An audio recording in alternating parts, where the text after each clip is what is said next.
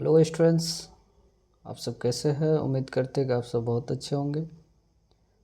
और चलिए आज के क्लास में हम लोग जो आपके 12th इंग्लिश सब्जेक्ट का जो बुक है उसके सेक्शन को आगे बढ़ाएंगे।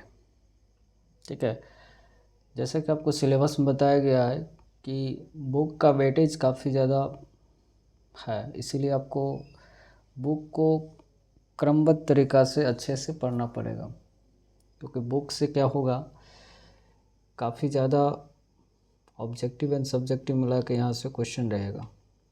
जैसा कि आपको पहले बताया गया कि ऑब्जेक्टिव 40 मार्क्स का रहेगा, ऑब्जेक्टिव 40 मार्क्स का रहेगा। ठीक है, और सब्जेक्टिव से भी कम से कम बुक से आपको 33 मार्क्स का क्वेश्चन रहने वाला है, इसीलिए इसको बुक को अच्छे से पढ़ेंगे। ठीक है, तो बुक में 2 सेक्शन होता है, एक पोइट्री सेक्शन होता है, एक प्रोज सेक्शन होता है। पोइट्री सेक्शन को हम लोग कविता वाला भाग बोलते हैं और प्रोज सेक्शन को कहानी वाला भाग बोलते हैं। तो हम लोग सबसे पहले क्या करेंगे, पोइट्री सेक्शन से शुरुआत करते हैं। और इस क्लास में आपको क्या सब मिलेगा, तो इस क्लास में आपको जो एग्ज़ाम में ऑब्जेक्टिव क्वेश्चन आता है, एग्ज़ाम में आपके समरी आता है, ठीक है, एग्ज़ाम में आपके शॉर्ट क्वेश्चन आंसर आते हैं, एक्सप्लेनेशन आते हैं, उससे संबंधित हम लोग काम करेंगे। ठीक है, बिल्कुल पॉइंट टू पॉइंट बात करेंगे, नो सीधी बात, नो बकवास। ठीक है, तो हम लोग सीधा पॉइंट टू पॉइंट बात करेंगे। तो आप सब अगर पिछले क्लास को नहीं देखे हैं तो एक बार पिछले क्लास को जाकर देख लीजिए। ठीक है, अच्छे रिजल्ट के लिए आपको शुरू से क्रमबद्ध तरीक़ा से पढ़ना होगा। तो उम्मीद करते हैं कि आप लोग समझ गए होंगे सारी चीज़ों को। नेक्स्ट हम लोग शुरुआत करते हैं क्या, सबसे पहला जो आपका पोएम है जिसका नाम क्या है, sweetest love I do not go. Poem का नाम है sweetest love I do not गो। और जो पोएम होता है ना, तो उस पोएम को लिखने वाले पोइट होते हैं। इनके पोइट कौन है, तो जॉन डॉन है। ठीक है, ज़रा हम अबाउट पोइट के बारे में जानते हैं कि पोइट क्या है नहीं है, क्योंकि 90% क्वेश्चन ऑब्जेक्टिव में पोइट से ही रहता है, तो इसीलिए इस पोइट के बारे में जानते हैं। देखिए, सबसे पहला आपको बॉर्न पूछा जाएगा कि बताइए जॉन डॉन का बॉर्न कब हुआ। तो इसका बॉर्न आप याद रखिएगा, एडी करके दिया रहता है। एडी का मतलब होता है ईस्वी, 1572 में हुआ। और डाइट भी दिया रहता है, तो डाइट का मतलब मृत्यु होता है। ठीक है, तो ये कब हुआ, 1631 में। तो ये डेट 2 याद रखेंगे, बॉर्न और डाइट। बाद बाकी हम लोग इस चैप्टर का थीम समझेंगे क्या है नहीं है, लेकिन उससे पहले हम लोग कवि के बारे में जान लेते, क्योंकि ज़्यादातर क्वेश्चन आपको कवि से रहता है। सो टाइम वेस्ट ना करते हुए हम लोग कवि के बारे में जानते हैं। देखिए, जॉन डॉन के बारे में कहा जाता है यह एक मेटाफिजिकल पोइट थे। मेटाफिजिकल का मतलब आध्यात्मिक कवि थे। तो क्वेश्चन आता है कि John Donne is a dash poet, simple question आता है, तो आप आंसर करोगे मेटाफिजिकल पोइट। या हो सकता है आपको कहेगा मेटाफिजिकल पोइट के रूप में किसको जाना जाता है, तो जॉन डॉन का नाम सबसे आगे है, या जॉन डॉन ही है। दरअसल बात करते हैं, born in London into A prosperous Roman Catholic family when England was anti Catholic. मतलब ये हुआ, जन्म इसका इंग्लैंड में हुआ एक धनी मनी परिवार में, और उसके परिवार जो रहे रोमन कैथोलिक फैमिली से बिलोंग्स करते थे वो। ठीक है, क्योंकि इंग्लैंड में ये धर्म है कैथोलिक, और एक थे एंटी कैथोलिक। तो इनका जन्म जिस टाइम में हुआ था इंग्लैंड में, उस टाइम में सारे वहाँ के लोग क्या थे, मैक्सिमम लोग एंटी कैथोलिक थे, इसके धर्म के उल्टा थे, विरोध में थे, अगेंस्ट में थे। बात समझ रहे। तो इसका धनी मनी परिवार में रोमन कैथोलिक में हुआ, लेकिन इंग्लैंड के लोग एंटी कैथोलिक थे, समझ गए। और यही कारण है क्या कि जॉन डॉन जब इंग्लैंड के सबसे फेमस यूनिवर्सिटी ऑक्सफोर्ड यूनिवर्सिटी में स्टडी के लिए दाखिला लिए, तो उसको जो है ना forced to leave Oxford University without a degree because of his religion। मतलब क्या, उसको बिना किसी डिग्री का उस यूनिवर्सिटी ऑक्सफोर्ड यूनिवर्सिटी से रिलीजन की वजह से, धर्म की वजह से उसको निकाल दिया गया बाय फोर्स। तो इतना ज़्यादा आप वहाँ पे देख सकते हैं धार्मिक कट्टरता को लेकर चलता था। दूसरी बात क्या है कि John Donne was briefly sent to prison for secretary marrying his patron's niece and more। देखिए है क्या कि जॉन डॉन को कुछ समय के लिए जेल भी जाना पड़ा, सम टाइम के लिए John Donne was briefly sent to prison, इसको जेल भी जाना पड़ा। अब जेल जाने का कारण क्या था कि इन्होंने सेक्रेटरी मैरिंग किया हुआ था। तो शादी करना तो गुनाह नहीं, लेकिन इन्होंने चुपके से शादी किया था। तो किससे किया हुआ था? तो his patrons gneiss and more, जो इंग्लैंड में, चूँकि इसके धर्म के खिलाफ जब वहाँ के लोग थे तो इसको शरण देने वाले लोग नहीं थे वहाँ पे, ठीक है। तो लेकिन एक व्यक्ति ने इसको आश्रय दिया, उसको हम लोग पैट्रॉन्स बोलते हैं। ये उसी के यहाँ रहते थे, काम धंधा करते थे, ठीक है, और अपना आजीविका किसी तरह से वहाँ पे चलाते थे। लेकिन इन्होंने किया क्या, उसकी जो नीस थी उसी से शादी कर लिया, और उसकी नीस का नाम क्या है? एन मोर। और ये बाद में जो है शादी कर लिया। तो पहले ये बिलव्ड थी, बिलव्ड मतलब प्रेमिका, यहाँ पर हमने लिखा। तो बिलव्ड कौन? एन मोर, और प्रेमिका होता है, और प्रेमिका क्या होता है? तो लवर होता है। आप यहाँ पे देख सकते हैं। तो उससे चुपके शादी कर लिया, केस वगैरह से हुआ, जिसकी वजह से इसको जेल जाना पड़ा। फिर बाद में मैरिज अप्रूवल होता है, फिर ये वापस आते हैं जेल से, ठीक है। फिर वहाँ से ये कहानी का जो है, मतलब इस पोइट्री का मेन थीम स्टार्ट होता है वहाँ से। चलिए आगे, ये को लाइन वेरी वेरी इंपॉर्टेंट है।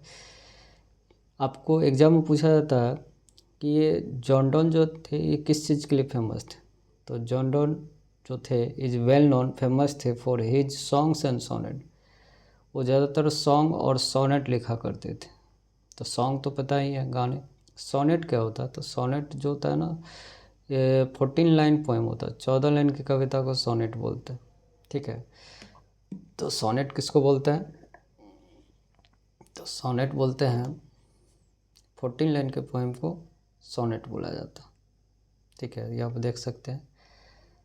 तो किस चीज़ के लिए फेमस थे? क्वेश्चन आएगा। सॉन्ग्स एंड सोनेट्स के लिए फेमस थे, सेटायर्स के लिए फेमस थे, एलगीज के लिए फेमस थे, सरमोन्स के लिए फेमस थे। सेटायर्स का मतलब प्रहसन होता है, एलगीज का मतलब होता है शोकगीत, एंड सरमोन्स का मतलब होता है प्रवचन, इसके लिए फेमस थे। तो ये क्वेश्चन करके आ जाएगा। और ये स्टडी किया, पढ़ाई किया, अध्ययन किया लॉ एंड रीड थियोलॉजी, और पढ़ाई किया कौन सी? थियोलॉजी का, धर्मशास्त्र पढ़ा इन्होंने, ठीक है। तो ये रहा इसके बारे में सामान्य ज्ञान, और यहाँ से आपको मैक्सिमम ऑब्जेक्टिव क्वेश्चन आने की पूरी संभावना है, और आता भी है। और इस चैप्टर का मेन थीम क्या है? जॉन डॉन और एन मोर ही मैन इनके करेक्टर है। इसमें जॉन डॉन क्या करते हैं, 16 से 11 कॉन्टिनेंटल ट्रिप यूरोप महादेशीय की यात्रा पर जाना चाहते हैं, और उस यात्रा पर जाने से उसकी पत्नी यानी बिलव्ड जो है रोकती है, और कहती है कि आप ना जाए, क्योंकि एन मोर इससे बहुत ही ज़्यादा प्रेम करती है। तो लेकिन जॉन डॉन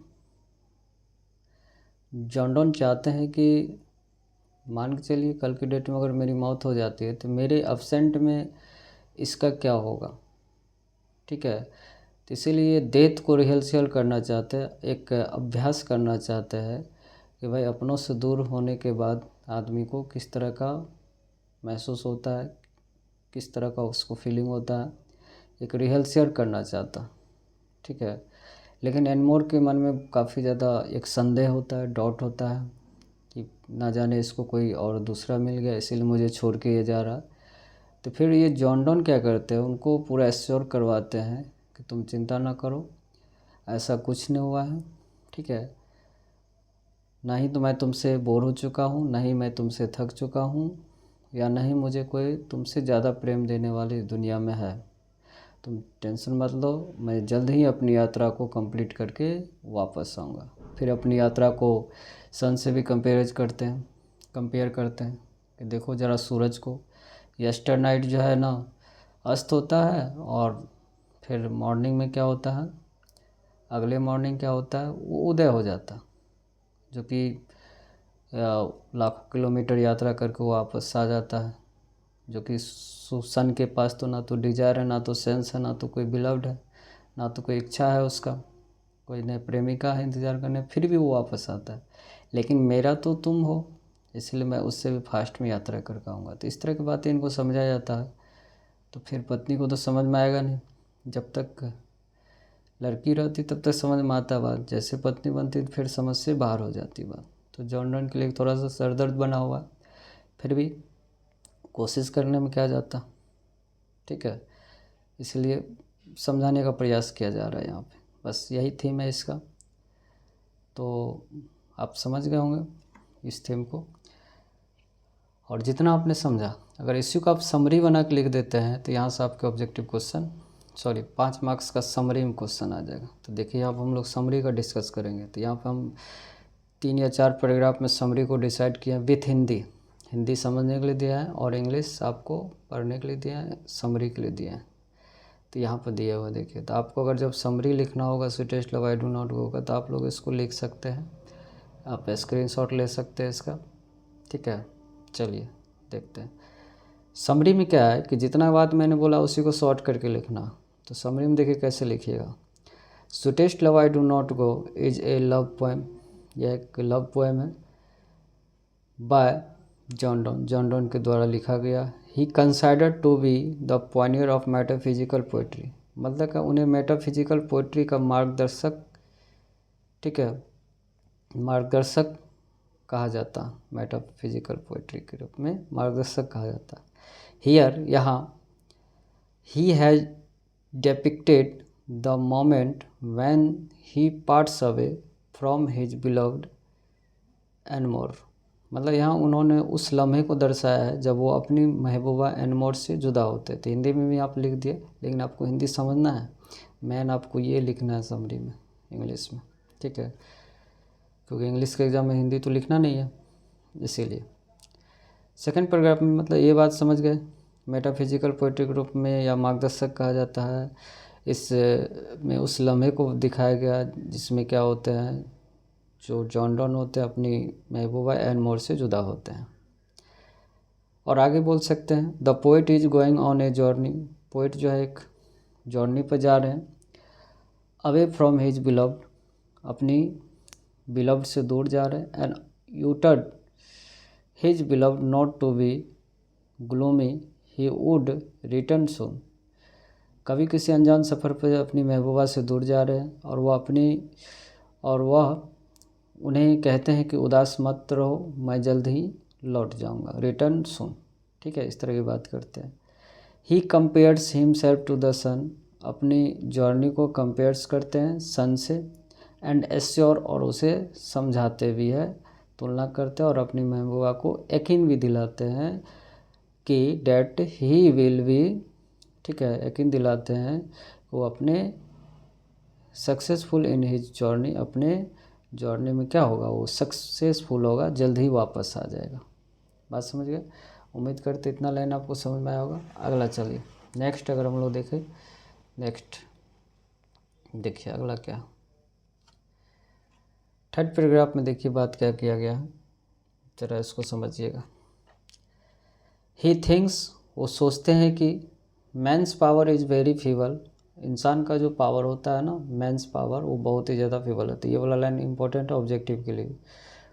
तो कौन सी फीबल होता है, फीबल का मतलब कमज़ोर। तो इंसान का जो, उन्हें लगता है कि इंसान बड़ा कमज़ोर है, और वह, ठीक है, बड़ा ही कमज़ोर है। And Niels down when his luck disfavour him, मतलब क्या, इंसान बड़ा ही कमज़ोर है, यह भी कि जब उसकी किस्मत उसका साथ नहीं दे रही होती है तब वह हालात के सामने घुटने टेक देता। मतलब सिंपल है, ऐसा लगता है कि प्रयास करता लड़ने का, लेकिन जब लगता है कि अब कुछ नहीं होगा तो घुटने टेक देता। तो इंसान कमेंस पावर आप कह सकते कमज़ोर है। ऑल्सो ही परसुएड्स हिज बिलव्ड, और अपने महबूबा को समझाने का प्रयास भी करता है। नॉट टू वीप, मत रो, और say because she is a part of him. मतलब क्या, वो कहते हैं कि साथ ही वो अपनी महबूबा को समझाते हुए कहते हैं कि ना रोए और ना ही आहे भरे, क्योंकि कभी खुद उसमें बसते हैं। आंसू के रूप में अगर निकल जाएगा तो फिर कभी भी निकल जाएगा, इस तरह की बातें करते हैं। और आप लास्टली कह सकते हैं, lastly he advice her that when you remember me just feel we are turn aside and that a true lover never parts away. आखिर में वो अपनी महबूबा को सलाह देते हैं कि जब तुम्हें मेरी याद आए तो महसूस करना कि मैं तुम्हारे ही साथ दूसरी तरफ घूमकर लेटा हूँ, और यह भी कि सच्चे प्रेमी कभी जुदा नहीं होते। तो हिंदी तो मैंने समझने के लिए बताया, तो बीच बीच में जो इंग्लिश है उसी को आपको लिख करके क्या करना है, समरी तैयार कर लेना। बात समझ गए? तो इसका स्क्रीनशॉट ले सकते हैं समरी लिखने के लिए। चलिए इससे इस चैप्टर में क्या करेंगे, अभी थोड़ा ऑब्जेक्टिव के बारे में भी डिस्कस कर लेते हैं, क्योंकि मेन थीम है कि थ्योरी समरी प्लस ऑब्जेक्टिव इसका थीम है, तो उसको भी जल्दी फास्ट हम लोग कर लेते हैं। देखिए, who is called the Pioneer of metaphysical poetry. बताइए मेटाफिजिकल पोइट्री ग्रुप में कौन मार्गदर्शक का काम करता है? तो बताइए आंसर इसका फटाफट आप लोग कमेंट्स में बताइए जल्दी, कौन सा आंसर होगा? सैमुअल जॉनसन होगा कि एंड्रू मार्लोव होगा कि जॉन डॉन होगा कि जॉन ड्राइडेन होगा? तो जॉन डॉन होगा। Who has written the poem sweetest love I do not go. किसने पोएम को लिखा है? बताइए sweetest love I do not go, तो ऑफकोर्स जॉन डॉन ने लिखा है। द लाइन, ये लाइन से क्वेश्चन ज़्यादातर आता है, कहीं से पोएम से कोई भी लाइन उठा के दे देगा, वहाँ से क्वेश्चन ज़्यादातर आएगा। तो मैं आपको इसका ट्रिक याद करवाऊँगा, क्योंकि ये लव पोएम है। अगर लव वाला कहीं नज़र आ गया किसी लाइन में तो समझ जाइए sweetest love I do not गो का। जैसे देखिए the line not in the hope the world can show fitter love for me, देखिए लव संबंधित आया, तो आप कह सकते हैं किस चैप्टर का है, तो sweetest love I do not गो का होगा। तो इसका राइट आंसर सी होगा। डेट दो, देखिए लवेस्ट मी दो से इट फ्रॉम, कहाँ से लिया गया देख सकते हैं, लाइन दिया है कविता का, तो ये कहाँ से लिया गया, तो sweetest love I do not गो। उम्मीद करते हैं समझ में आ गया। तो और भी कुछ इसका ऑब्जेक्टिव है, उसको हम लोग देखते हैं। देखिए अगला objective, John Donne is a dash poet. मैंने बताया था जॉन डॉन किस तरह का पोइट है, तो बताइए नेचर के मेटाफिजिकल, तो मेटाफिजिकल। अगला है which type of lover never part away. किस तरह के प्रेमी कभी अलग नहीं होते हैं, तो बताइए किस तरह के, तो ट्रू लवर, सच्चा प्रेमी कभी अलग नहीं होते। अगला समझते हैं, what are the things that the sun does not have. तो करे क्या, व्हाट आर द थिंग, कौन सा चीज़, that the sun does not have, सूरज के पास नहीं है। तो सूरज के पास नहीं है, क्या नहीं है, तो ना ही तो सेंस है ना ही डिजायर है, ना तो कोई अर्थ है उसका, ना तो कोई उसका मतलब इच्छा है। तो ये राइट आंसर हो जाएगा। व्हाट डज हाइपर बोले मैनली डील, ये हाइपर बोले एक शब्द है, इसका मतलब क्या होता है ये पूछ रहा है, तो एग्जरेशन, बढ़ा देना होता है इसका मतलब। अगला देखिए, who can't add another hour when good fortune fall. बताइए कौन एक क्षण या किसी भी अच्छे क्षण को ऐड नहीं कर सकता है, यानी किसी व्यक्ति के जीवन में अगर कोई बुरा पल चल रहा है तो उस बुरा पल को हटा नहीं सकता और अच्छे पल को जोड़ नहीं सकता है, ऐसा कौन नहीं कर सकता है, तो मैन नहीं कर सकता। ठीक है, तो कौन नहीं कर सकता है, तो मैन नहीं कर सकता। अगला समझते हैं, the sun has no half. सूरज के पास क्या नहीं, हाफ मतलब आप कह सकते हैं प्रेमिका। सन के पास हाफ नहीं है, प्रेमिका नहीं है, बट द डैश है, लेकिन किसके पास है, तो बताइए पोइट के पास है। यही नहीं बोलते उसके पास कोई प्रेमिका नहीं, लेकिन मेरे पास तो तुम हो। The speakers blood decay, speaker यानी कि जॉन डॉन, उसका खून डिके होता है, डिके मतलब बर्बाद होता है, क्षय होता है, खून निकलता है उसका। वैन द बिलव, जब उसकी प्रेमिका क्या करती है, उसका खून बाहर निकलता है जब उसकी प्रेमिका रोती है। ये वाला लाइन दो को ऑब्जेक्टिव में काफ़ी ज़्यादा आपको कन्फ्यूज़न होगा। एक याद रखिएगा, ब्लड कब बाहर निकलता, जब वो रोते हैं। तो रोने का सेंस मतलब आंसू बहाना, मतलब ब्लड बहाना। और अगला 12 नंबर देखिए, द स्पीकर सोल, स्पीकर का जो आत्मा है ये कब बाहर आता। तो आत्मा कब बाहर आता है, जब उसकी बिलव्ड क्या करती है, तो साय करती है। साय मतलब कि आहे भरती है। समझ गए बात को। अगला देखिए क्या है, John Donne was born, born कब हुआ था, तो मैंने बताया था 1572। Who is the beloved in the poem, इस पोएम में बिलव्ड कौन होती है, बिलव्ड मतलब प्रेमिका कौन होती है, तो बताइए कौन होती है, तो एन मोर होती है। 1 नंबर का आंसर हो जाएगा। अगला देखिए, John Donne is a well known for death, John Donne किस चीज़ के लिए फेमस थे, तो बताइए नैरेटिव के लिए थे नहीं, एपिक के लिए थे नहीं, फ्री वर्ड्स के लिए थे नहीं, और सॉन्ग्स एंड सोनेट्स के लिए थे। तो ये वाला हो जाएगा।